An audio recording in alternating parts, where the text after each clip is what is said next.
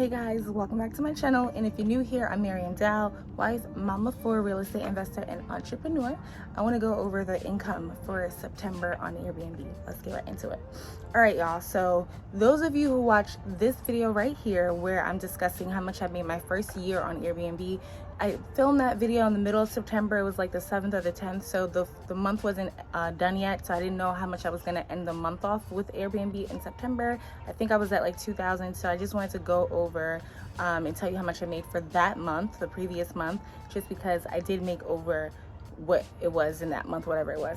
So in the month of September 2022, that marks 1 year of me being on Airbnb. So last month, because we're in October right now, I had 7 reservations on Airbnb. The first one checked in, they checked in August 29th for 4 nights, checked out September 2nd. So I got the payout the 30th. So the income is not coming towards this month, but my cleaning cost is going to be in September because the cleaner is coming to clean it on September 2nd. I'm sorry, I'm confusing myself trying to explain this to y'all, but basically they check in August. I paid out from Airbnb 24 hours after the guest checks in on business days. So they're checking in on the 29th and then they're checking out the 2nd. So I get the payout from them either the 30th, but my cleaner is cleaning it on September 2nd and I pay my cleaner after they clean it. So that's why I'm including this in this video. Sorry for confusing y'all, but basically the first guest checked out on September 2nd. Then I had another guest check in on the 2nd. That guest was there, Matthew, he was there for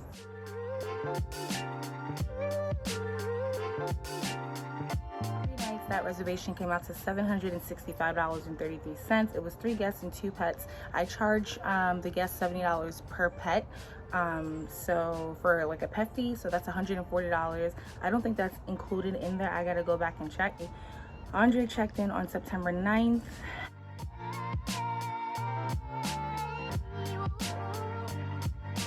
For 2 nights, it was 6 guests, 1 infant and 1 pet, $600.43. Again, I charged him $70 for 1 pet. So then the third time, I had Melanie check in.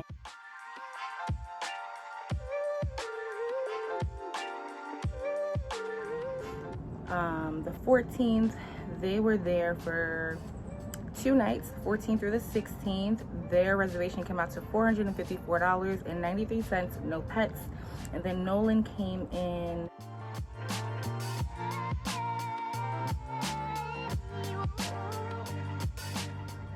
the 16th.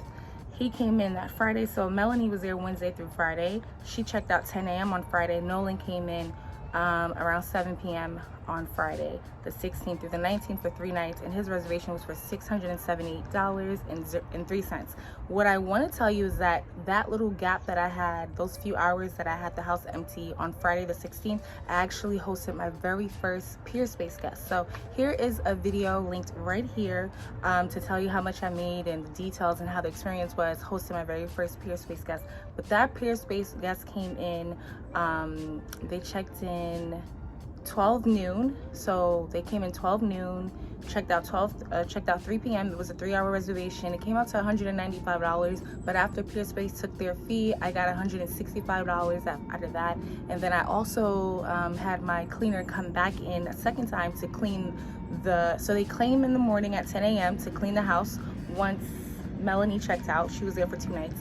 Then they were done by 12:30. The Airbnb, the peer space guest didn't come in early. They came like 12:45. She was a little late. She came in, she was there for like 2 hours and 15 minutes doing her birthday photo shoot with the photographers, the props. They left exactly at 3 p.m. I was really adamant about that, or I wasn't gonna accept the booking because I needed there to be enough time for my cleaners to clean for the weekend guests. And then she was gone at 3. My cleaner came at 3. It took him about 30 minutes to clean up. Basically, he just swept the floors, hand washed the wine glasses that they dirty. There was like strands of hair out and sparkly glitter and stuff. I don't know what kind of photo shoot they were doing, but he cleaned that. He charged me $40 to come back and do that. So out of $165, I gave him $40. I made $125 myself. So that was my profit from that. And then I had Nolan come in for 3 nights, 5 guests, $678. And then Marilyn came in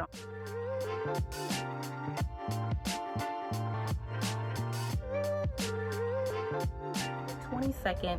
For 3 nights through the 25th, it was 6 of them. They paid $769.21. And my very last booking in the month of September was Kayla.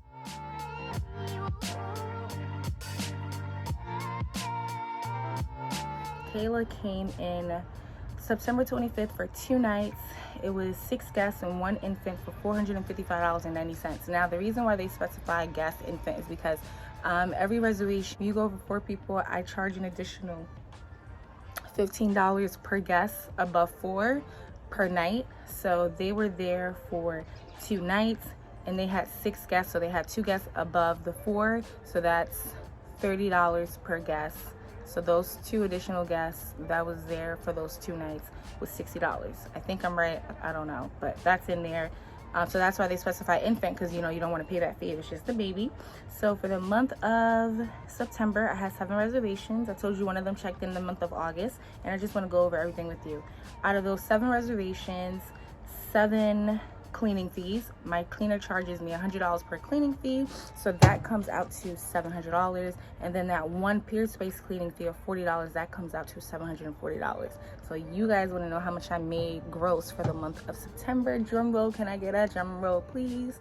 So the gross was $4,212. That's how much I made overall on Airbnb. But I want you guys to know the number that you see, that's including my cleaning costs and all that stuff. So now we have to subtract that. Now with my cleaning costs coming out to $740, we're gonna minus that from the $4,212. Now I want to get into some of my expenses on the house.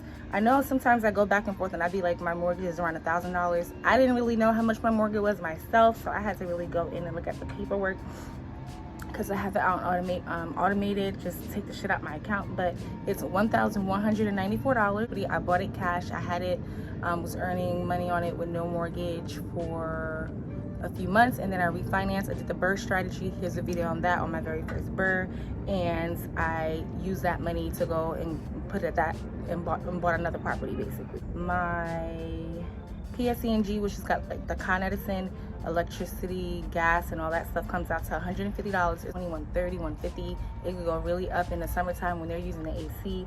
So it was $150. And then my water bill comes out to about $20 a month. I pay like, the way they do it there is like 6 months you pay it and it'd be like $60. So it's really, really cheap. It's probably less than $20, but you're just gonna put it at $20. My Wi-Fi comes out to $95. I don't have cable in this property, so I just have the highest speed Wi-Fi with this, which is I think 120 speed or something like that. Comes out to $95.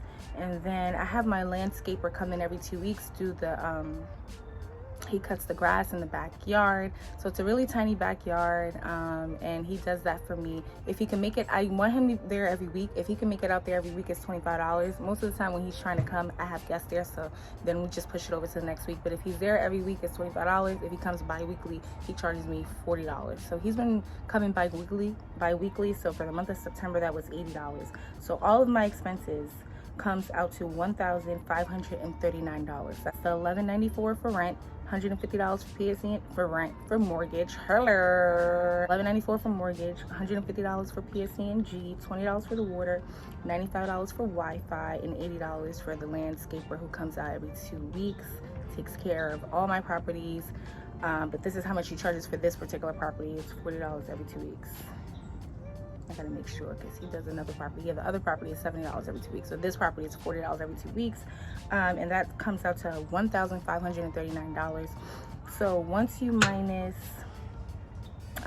my cleaning expenses are $740, and then my expenses are $1,539. Once you minus that from $4,212, you get $2,279. So that is the profit that I get. But now I'm getting better at doing this. I'm not even gonna lie to y'all. I be just using all the, the money towards what I gotta do. But what I'm doing now, just because with these homes that I'm buying are really, really old, and any issues can occur. In the past, I've had to replace TVs. I had to replace refrigerators.